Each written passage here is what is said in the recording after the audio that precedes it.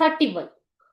How was the problem of ownership resolved by the Americans? How was the problem of ownership resolved by the Americans? So, ownership ಅಂತಂದ್ರೆ owner, ಅದರ ಒಂದು ಒಡೆತನ. Okay, ownership ಅಂತಂದ್ರೆ ಏನು ಮಕ್ಕಳೇ? ಒಡೆತನ. Resolved by, resolve ಅಂದ್ರೆ ಪರಿಹಾರ, ಪರಿಹರಿಸು, ಪರಿಹಾರ.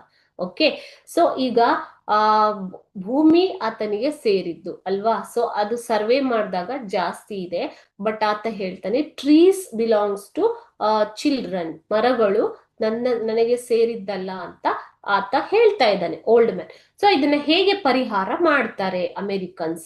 Answer: the Americans bought the tree in the orchard from the descendants of Don Anselmo. Descendants ಅಂತಂದ್ರೆ ಆತನ ವಂಶಸ್ಥರು. ಓಕೆ, ಸೊ ಡಿಸೆಂಡೆಂಟ್ಸ್ ಅಂತಂದ್ರೆ ಏನು ಮಕ್ಕಳೇ? ವಂಶಸ್ಥರು ಅಂತ ಹೇಳ್ತಾರೆ. The Americans bought the tree in the orchard from the descendants of Don Anselmo. Americans ಯಾರ ಹತ್ರ ತಗೊಂಡಿದ್ದಾರೆ? ಆತನ ವಂಶಸ್ಥರಿಂದ ತಗೊಂಡಿದ್ದಾರೆ, ಡಾನ್ ಆನ್ಸೆಲ್ಮೋ ಅನ್ನುವಂತಹ ವ್ಯಕ್ತಿಯ ವಂಶಸ್ಥರಿಂದ. It took a long time as they purchased from them from each child of Rio and ಮೆಡಿಯೋ.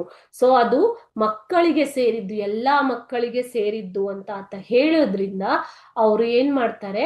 ಅದನ್ನ ಪ್ರತಿಯೊಂದು ಮಗುವಿನಿಂದ ಪರ್ಚೇಸ್ ಮಾಡ್ತಾರೆ.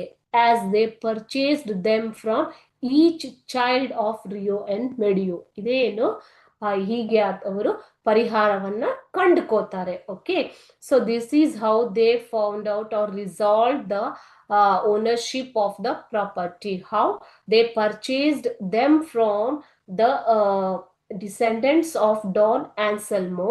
So it took them a long time to transfer the ownership or purchase it from each child of Rio and Medio. This you can find in paragraph 12. Paragraph 12 ಅಲ್ಲಿ ನಿಮಗೆ ಇದರ answer ಸಿಗುತ್ತೆ.